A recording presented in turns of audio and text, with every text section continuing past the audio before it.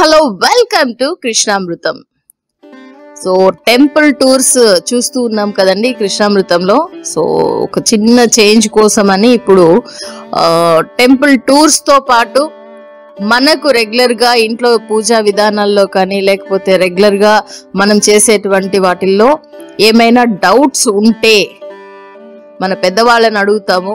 అదే విధంగా ఇంకా వాళ్ళకి తెలియనివి ఇంకేమైనా ఉంటే కూడా దానికి సంబంధించి బాగా తెలిసిన వారిని అడిగి తెలుసుకుంటాము. అలాంటి కొన్ని విషయాలని తెలపడానికే ఈరోజు మనము సుధా గురుకుల్ గారిని కలిసామన్నమాట.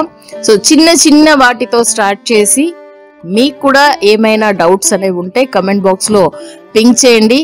దాన్ని మన సుధా గురుకుల్ గారు ఖచ్చితంగా ఆ డౌట్స్ కి క్లారిఫికేషన్ అనేది ఇస్తారనమాట. మరెందుకు ఆలస్యం, చూసేద్దామా? శ్రీ గురుభ్యో నమః. హరి ఓం.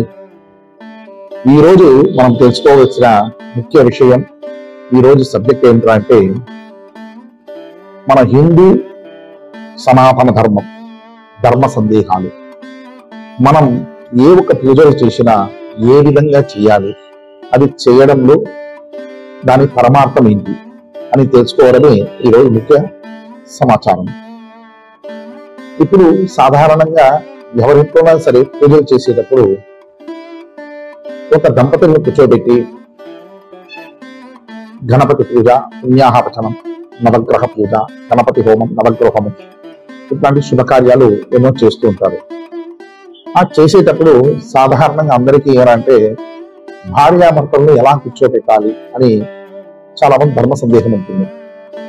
ప్రతి మనిషి ఏం చేస్తున్నారు అంటే మాంగళ్య ధారణ చేసేటప్పుడు కుడి పక్క ఆ యొక్క మహిళను నిలబెట్టి ఆమెకు మాంగళ్య ధారణ చేసి కుంకుమ పెట్టి మాల వేసి ఈ కార్యక్రమం చేస్తున్నారు.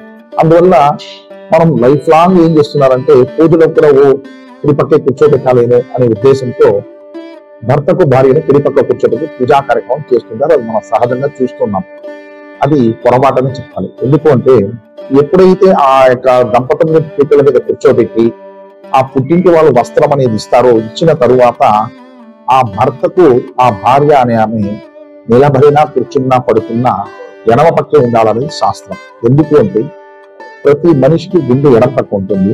ఆ గుండెని ఎలాగైతే మనం భద్రంగా చూసుకుంటామో అదే విధంగా భార్యను కూడా భద్రంగా చూసుకోవాలన్న ఉద్దేశంతో భర్తకు భార్య ఎడమ పక్కన కూర్చొని పూజ చేయాలి. ఇది శాస్త్రం. విన్నారు కదా, భార్య స్థానం భర్త ఎడమ వైపు.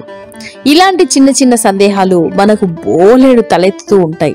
అలాంటి సందేహాలని నివృత్తి చేయడానికి చాలా మంది పెద్దల్ని కలుస్తూ ఉంటాము. మీ సందేహాలని నివృత్తి చేస్తూ ఉంటాము. కృష్ణామృతం ఛానల్ మీకు నచ్చినట్లయితే లైక్ చేయండి, షేర్ చేయండి, కమెంట్ చేయండి, సబ్స్క్రైబ్ చేసుకోవడం మర్చిపోకండి. సబ్స్క్రైబ్ చేసుకున్న తర్వాత పక్కనే ఉన్న బెల్ ఐకాన్ని ప్రెస్ చేయండి. తద్వారా నోటిఫికేషన్స్ వచ్చేస్తాయి.